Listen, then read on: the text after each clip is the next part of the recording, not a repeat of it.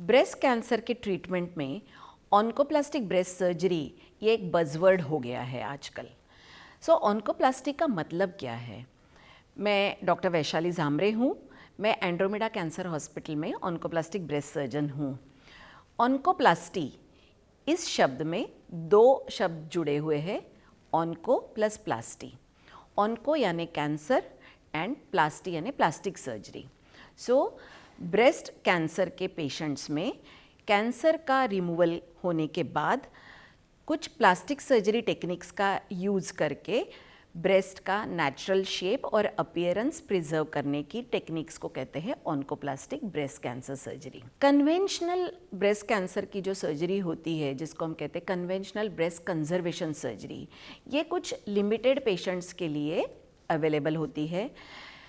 ऑन्कोप्लास्टिक breast surgical techniques की वजह से हम आज बहुत सारे मरीजों को ब्रेस्ट कंजर्वेशन सर्जरी ऑफर कर सकते हैं। ऑन्कोप्लास्टिक ब्रेस्ट कंजर्वेशन सर्जरी के दो गोल्स होते हैं। एक होता है कि कैंसर का अच्छे से निकालना, यानी कैंसर के पॉइंट ऑफ व्यू से safety, as well as to maintain the natural shape and appearance and symmetry of the breasts.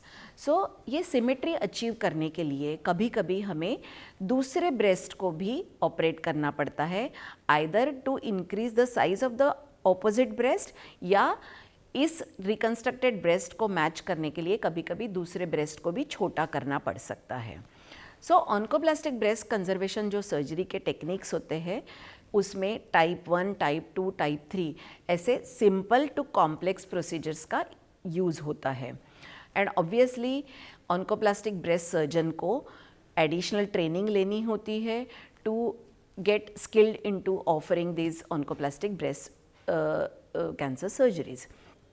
अब ये जो टाइप 1, टाइप 2 और टाइप 3 जो प्रोसीजर्स होते हैं, वो सिंपलर टू कॉम्प्लेक्स सर्जरीज़ का इस्तेमाल करके हम यूज़ करते हैं, जिसमें आइदर आप उसी ब्रेस्ट के अंदर का जो फैट और अदर टिश्यू होता है उसी को आप मूव करके जो कैंसर से निकला हुआ जो कैविटी है वहाँ पे आप फिल कर सकते हो to maintain the natural appearance of the breast. या कभी कभी अगर ब्रेस्ट कैंसर निकालने के बाद अगर एक बहुत बड़ा गैप ब्रेस्ट के अंदर निर्माण होता है, तो उसको फिल करने के लिए आइदर आप ब्रेस्ट के आसपास के एरिया के टिश्यू को या फ्लैप को आप उसके अंदर भर सकते हैं। इस टेक्निक्स में जितनी कॉम्प्लेक्सिटी होती है उसको एक अचीव करने के लिए ऑब्वियसली आपको एडिशनल ट्रेनिंग लेनी पड़ती है।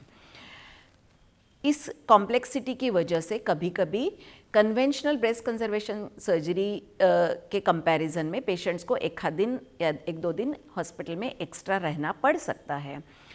लेकिन ऑन्कोप्लास्टिक ब्रेस्ट कंजर्वेशन सर्जरी के टेक्निक्स की वजह से आज हम कई सारी महिलाओं को, जिनको हम पहले ब्रेस्ट कंजर्वेशन सर्जरी के लिए सूटेबल नहीं मानते थे, उन महिलाओं को भी आज हम ब्रेस्ट कंजर्वेशन सर्जरी ऑफ़र कर सकते हैं, जिसकी वजह से पेशेंट की बॉडी इमेज, पेशेंट का कॉन्फिडेंस, पेशेंट का psychological health and overall quality of life improve करने में आज काफ़ी मदद हो गई है।